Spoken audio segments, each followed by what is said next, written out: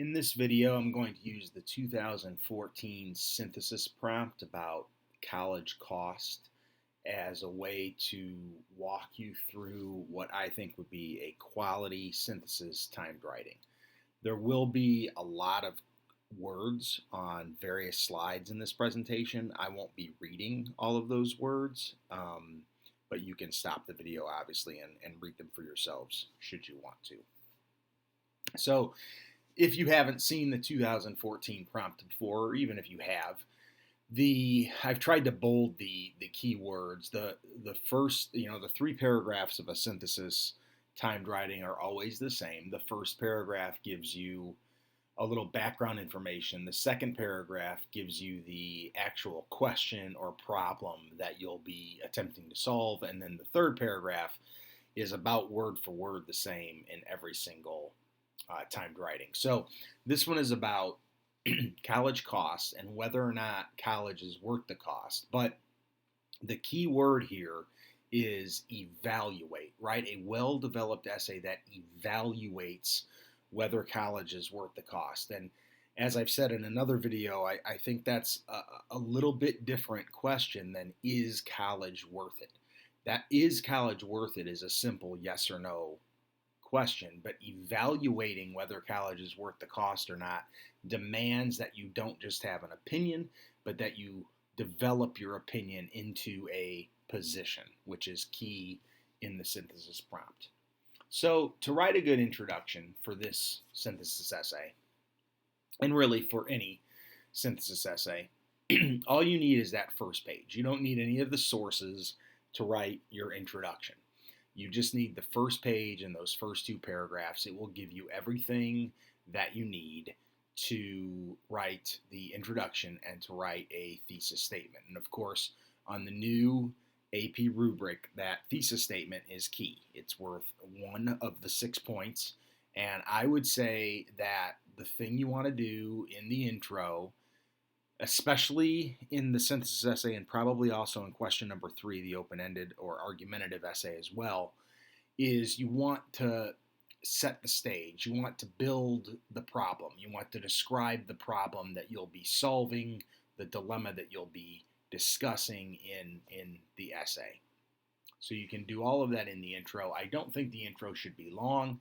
I think that it should be 3, maybe a maximum of 4 sentences, and then you should move on to the body, because the body, as I always say, is where the money is. And that's the clever picture that I have here of this woman in her, it's probably a famous woman that I don't know the name and I don't know who that is, but I just chose it because of the $100 bill dress that she is wearing.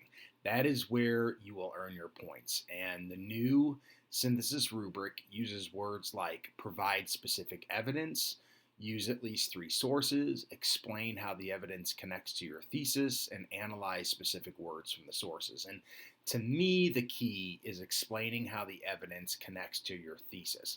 That is an idea that runs throughout all 3 AP English language timed writings. The rhetorical analysis, question 2, the question 3, open-ended, and then the synthesis as well, question 1. We're looking at the relationship between the textual evidence and the thesis statement.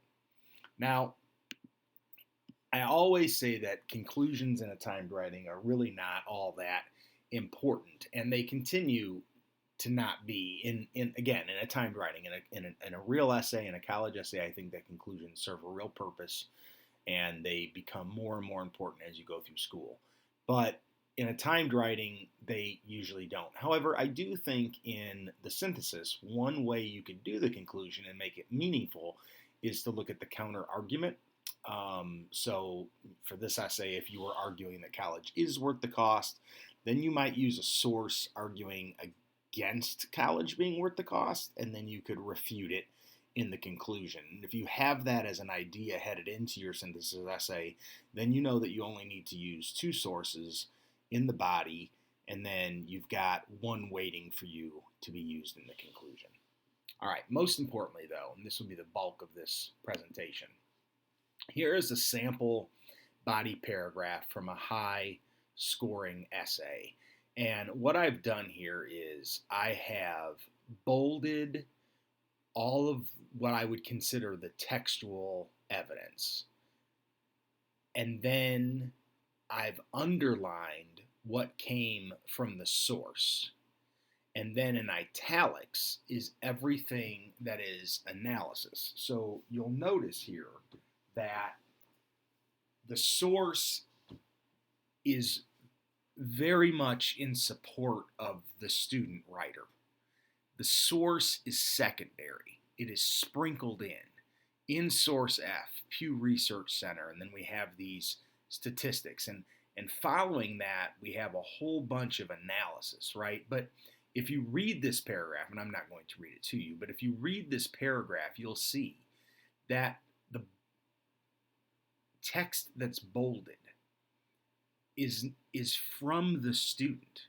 It's just as if the student were writing question number 3, the argumentative open-ended timed writing. This is from the student, this idea of senioritis. And then the student does a little bit of analysis of that prior to moving into the source. And then the student uses this source to support what they've already written. And then there's analysis, and the analysis does apply to the source, but it applies even more to the bold. So we have, and again, and also I would say the length of this paragraph is also very impressive. Okay, let's look at a middle scoring essay. So here we have first of all, a much shorter paragraph, right? This paragraph was a paragraph taken from an essay that scored a 5. So notice just how much less italicized text we have. Again, the textual evidence is bolded, the source material is underlined, and then the analysis is at the bottom. And this is about as low as you can go and still get college credit. So you should not see this as an example of a poor body paragraph. This body paragraph would earn you college credit, although by the skin of your teeth.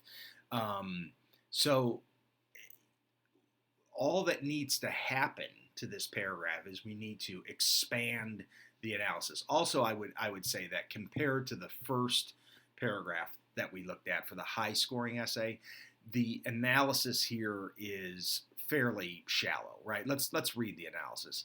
College is a great symbol of one's determination. That diploma on the wall is a trophy that not many people have, therefore showing that you have something that someone else doesn't. Why would a job want someone with a high school diploma over a person with a college degree? So that is all analysis. I would just say that I kind of question that analysis. First of all, a lot of people have college degrees. So I've never thought of my college degree. I've never thought to be proud of it because it's something that someone else doesn't have, because plenty of people have all of the degrees that I have. Also, the student calls it a diploma, which is a high school diploma, which, I mean, most people have. So that doesn't make it very special. And then the final sentence, why would a job want someone with a high school diploma over a person with a college degree? Because the person with a high school diploma is more qualified. Like, that's a very elitist statement to me.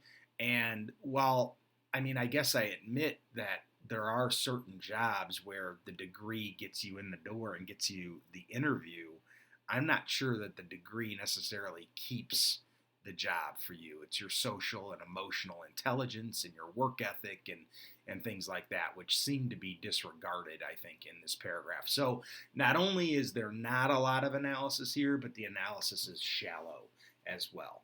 And the analysis doesn't really connect as much to the bolded as we had in the high scoring essay. However, again, let me emphasize that this paragraph is good enough. Again, this is worth college credit. Barely, but it is worth college credit. So what could you do to this paragraph that would make it a higher scoring paragraph? Well, as always, it's about the analysis, and it's about extending that analysis. So when we talk about analyze, we're talking about commenting, we're talking about explaining, We're talking about evaluating, comparing and contrasting, justifying, but also you can answer these questions. What are the implications? What's the significance? What's the effect? And when we ask those questions, we're asking it of the textual evidence that we've used, right? So, what are the implications of the source that I just used and the piece of the source that I just used? What's the significance of the piece of the source that I just used? What's the effect on me, on my argument, of the source that I just used? And answering those questions will extend your analysis, will improve your argument, will support your argument, and should raise your score. So I hope that this is somewhat helpful, especially if you're writing the college cost essay. But even if you're not, I think that this discussion is a template that can map onto several synthesis prompts that we've seen over the years. Thank you.